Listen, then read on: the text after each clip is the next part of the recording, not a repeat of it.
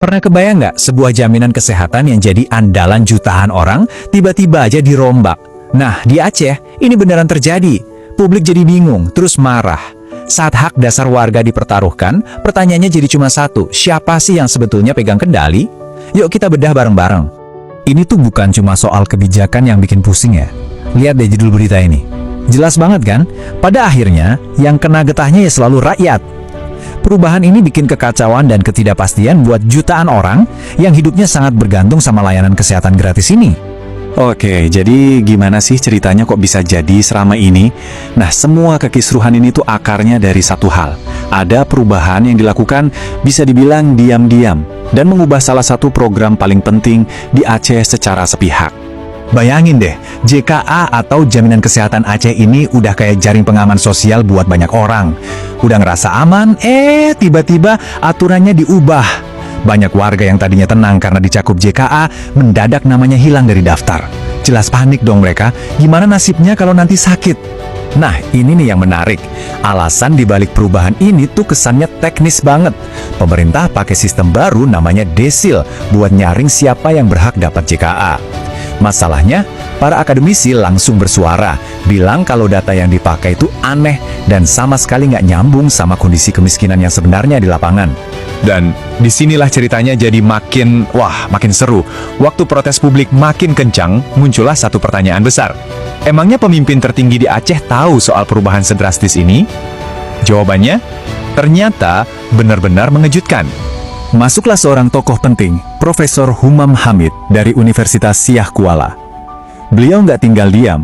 Beliau langsung datangin Gubernur Aceh, Muzakir Manaf, atau yang biasa dipanggil Mualem, buat nanya, ini ada apa sebenarnya? Nah, pertemuan inilah yang akhirnya membuka kotak Pandora. Dan ternyata jawabannya benar-benar di luar dugaan. Menurut Profesor Humam, gubernur sendiri tuh nggak sepenuhnya paham sama isi dan dampak kebijakan baru ini. Begitu dijelasin, beliau langsung setuju kalau aturan ini salah dan harus diubah. Nah loh, ini kan langsung bikin kita mikir kan, kalau bukan gubernur terus siapa dong yang masak kebijakan ini? Gak lama setelah itu, muncul nih alasan resminya dari Gubernur Mualem, seperti yang dilaporin media-media. Beliau ngaku katanya lagi kurang fit pas nekan peraturan gubernur itu, jadi nggak sempat mendalami isinya.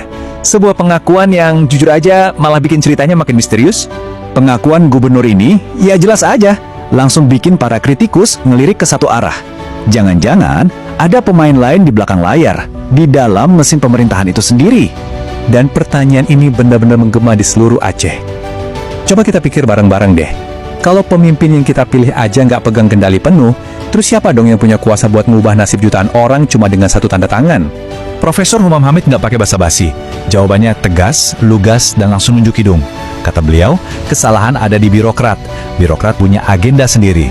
Wah, ini tuduhan yang serius banget loh. Dan kalau kita ngomongin birokrat, tudingan ini mengerucut ke satu jabatan paling puncak. Siapa sih pimpinan tertinggi dari seluruh mesin birokrasi di Aceh? Ya, Sekretaris Daerah atau Sekda. Bisa dibilang, dialah dirijennya para PNS. Nah, posisi inilah yang menurut sumber jadi pusat kendali administrasinya. Tapi, kita harus ingat ya, urusan JKA ini bukan cuma soal administrasi atau salah ketik peraturan. Dampaknya itu jauh lebih dalam, bahkan bisa nyenggol masa depan politik gubernur dan partainya. Profesor Humam bahkan sampai pakai istilah yang ekstrim banget, bunuh diri politik. Beliau ngasih peringatan keras ke Mualem, kalau kebijakan ini bisa jadi akhir dari karir politiknya, dan juga bisa merusak citra Partai Aceh. Kenapa? Ya karena ngutak-ngatik JKA itu sama aja kayak mengingkari janji paling suci ke rakyat. Nah, slide ini nunjukin inti masalahnya dengan sangat jelas. Dulu, prinsip JKA itu anggaran mengikuti hak. Artinya, hak sehat rakyat itu nomor satu, nggak bisa ditawar, anggaran harus ngikutin. Tapi sekarang, logikanya diputar balik 180 derajat, jadi hak mengikuti anggaran. Hak rakyat jadi dibatasin sama duit yang katanya ada. Dampaknya, ini ngeri banget. Artinya, hak dasar buat sehat itu bukan lagi prioritas utama. Yang jadi prioritas sekarang, ya angka-angka di atas kertas. Dan siapa yang nentuin angka-angka itu? Menurut para kritikus, ya para birokrat. Ini tuh pergeseran kekuasaan yang terjadi diam-diam, tapi dampaknya luar biasa. Dan biar kita benar-benar paham kenapa isu ini begitu sensitif, kita harus lihat JKA bukan sekedar program pemerintah biasa. JKA ini salah satu pilar warisan perdamaian di Aceh. Menurut Profesor Humam, ada 3 pilar utama program kesejahteraan yang jadi buah dari perdamaian. Apa aja tuh? Ya ini, Jaminan Kesehatan Aceh atau JKA, terus ada beasiswa untuk yang nggak mampu, dan program ngirim pelajar ke luar negeri. Jadi, ngerusak JKA itu sama aja kayak ngerusak fondasi perdamaian yang udah susah payah dibangun. Dengerin deh analogi dari masyarakat Aceh ini, dalam banget artinya.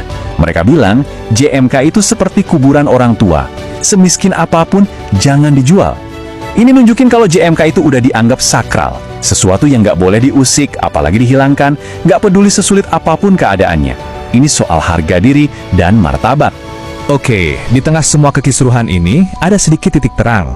Karena protesnya kenceng banget, baik dari publik maupun dari para ahli, Gubernur Mualem akhirnya janji bakal merevisi aturan yang kontroversial ini. Bisa dibilang ini kemenangan kecil buat suara rakyat ya, walaupun mungkin agak telat. Tapi, kita harus tutup bahasan ini dengan satu pertanyaan penting. Oke, Mualem janji akan mengubah aturannya. Pertanyaannya, apakah itu cukup? Apakah itu menyelesaikan masalah akarnya, yaitu tentang siapa sih yang sebetulnya punya kuasa final saat nasib jutaan orang dipertaruhkan?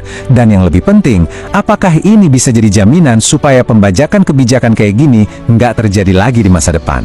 Nah, itu dia pertanyaan besarnya yang kayaknya masih belum terjawab.